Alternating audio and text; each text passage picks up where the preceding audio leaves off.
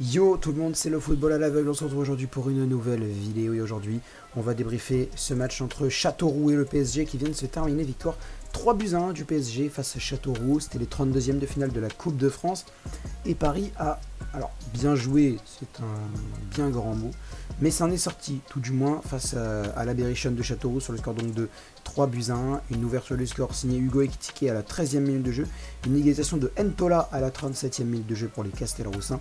Et derrière, c'est Carlos Soler à la 79e et Juan Bernat à la 90e plus 1 qui permettent à Paris de se qualifier. Alors qu'est-ce que j'en ai pensé de cette rencontre? Personnellement, les 25 premières minutes de jeu de la première mi-temps m'ont semblé largement acceptables. Paris jouait bien, clairement. On maîtrisait, tout du moins. C'était pas incroyable, on n'était pas dominateur non plus, mais on maîtrisait. Ça allait. Et puis Châteauroux avait quand même du mal à jouer, mais derrière, on s'est un petit peu laissé emporter par le fait que Châteauroux, justement, ne jouait pas. Et on s'est dit, bah, c'est facile. Pourquoi nous, on jouerait si eux ne jouent pas? On va un petit peu les endormir. Sauf que c'est que c'est Châteauroux qui nous a un petit peu endormis. Égalisation finalement de Ntola à la 37e minute de jeu. Et derrière, la suite n'était pas vraiment incroyable du PSG, surtout la fin de la première mi-temps. J'ai entendu pas mal de critiques aussi sur Hugo Ekitike, sur le fait qu'il n'avait pas souri apparemment sur son but à la 13e.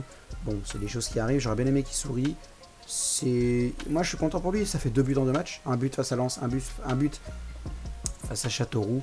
Maintenant voilà, peut-être il a envie de rester concentré. On a déjà vu Mbappé faire ça aussi, ne pas sourire après un but. Peut-être qu'il y a des choses qui se passent, il n'est pas content. Voilà, après c'est comme ça.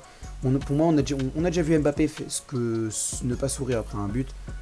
Bon, j'allais dire on n'en a pas fait tous un scandale, mais si, on en a fait tout un scandale avec Mbappé, donc voilà, on calme le jeu et critiquer c'est pas grave, mais au niveau de l'attitude, il faudra peut-être revoir un petit peu, parce qu'au-delà du sourire, il y a un petit peu de désinvolture aussi, ça c'est sûr. Au niveau des autres jeunes aussi, parce qu'il y avait les 3 jeunes qui venaient du centre de formation, c'est-à-dire El Shaddai Bichiabou en défense centrale, et les 2 milieux de terrain, Warren Zahir Emery et Ismaël Garbi. Alors, on va commencer par El Shaddai. Il a été pour moi assez intéressant, bien qu'il ait marqué contre son camp. Et le but a été attribué à Ntola, mais pour moi, sans sa déviation, il n'y a pas but. Après, moi, je préfère dire que c'est pour Ntola pour consoler un peu El Shaddai.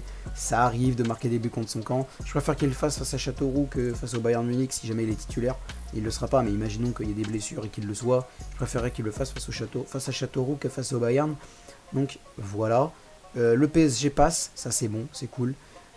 Châteauroux est éliminé, mais Châteauroux a quand même bien joué, victoire 3-1 du PSG. Au niveau des deux autres jeunes, Garbi et Zahir Emery, j'ai trouvé très bon. Garbi passeur décisif sur le but d'Ekitike, et Zahir Emery encore une fois très bon dans son poste de milieu de terrain, comme face à Lens. Très bon. Zahir Emery, en plus il a été titulaire sur ce match-là, évidemment c'est face à Châteauroux, donc c'est logique qu'il le soit, mais face à Lens, rien que sur son entrée, il avait été largement bon. Et là, il l'est aussi en étant titulaire face au LBC. Donc je suis content pour lui, je suis content. Je suis content aussi de l'entrée de Elias Housni. Il est rentré que 5-10 minutes, mais suffisante pour me convaincre qu'il est très bon. Parce que le travail de Housni sur le 3e but de Juan Bernat, il est très important. C'est Fabian Ruiz qui fait la passe pour le latéral gauche espagnol, mais n'empêche que Elias, il fait un très bon travail sur ce match-là. Donc franchement, il rentre à la 86e et il fait déjà de très bonnes choses. Moi je pense que s'il était rentré un petit peu plus tôt, il aurait carrément pu s'illustrer autrement.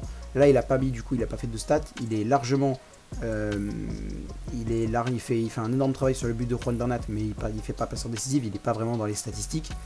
N'empêche que pour moi, si jamais il était resté sur le terrain un petit peu plus tôt, qu'il était rentré un peu plus tôt ou qu'il y avait eu un peu plus de temps additionnel, je pense que Iliès aurait pu s'illustrer autrement, voire faire une passe décisive, voire marquer. Donc franchement c'était pas mal. Il a eu une occasion, il aurait dû la mettre au fond, il l'a pas fait, voilà, ça arrive, c'est bon, le mec il a 17 ans. À 17 ans, vous faisiez pas ça. Donc voilà. Bon, quand même, ouais, c'est vrai que le match a été plutôt laborieux. Le match a été plutôt laborieux, on va pas se mentir. Les 25 premières minutes de jeu ont été bonnes, mais derrière c'est un peu laborieux. L'arbitre, monsieur Bastien de Chépi, bon. Hormis un moment où Ismaël Garbi était au sol.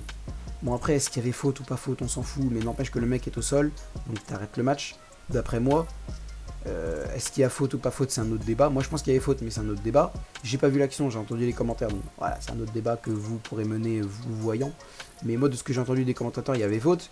Mais juste pour moi, quand il y a un joueur au sol, t'arrêtes le match, tu vas voir ce qui se passe. Et puis si jamais tu te rends compte qu'il y avait simulation du gars, bah tu lui mets un jaune et basta, terminé.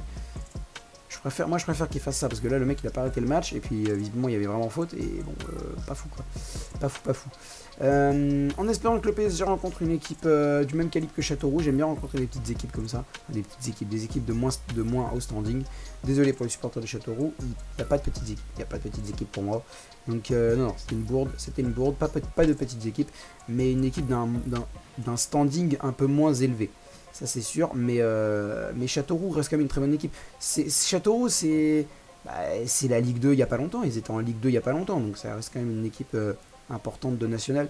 Tu m'aurais donné Lyon-Duchère. Bon, Lyon-Duchère, c'est un peu des habitués de la nationale. Ils sont jamais vraiment montés en Ligue 2 depuis plus de 10 ans. Et pourtant, ils restent en national quand même depuis assez longtemps. Lyon-Duchère, tu m'aurais dit ça, oui, là c'est un peu plus national, tu vois. Mais Châteauroux, c'est national Ligue 2. Bon, là, ça ne l'est plus. Là, ils sont 14e de national, ils sont un petit peu dans le rouge. Mais sinon, à part ça, ça reste quand même largement acceptable. Hein. Ça reste quand même largement acceptable.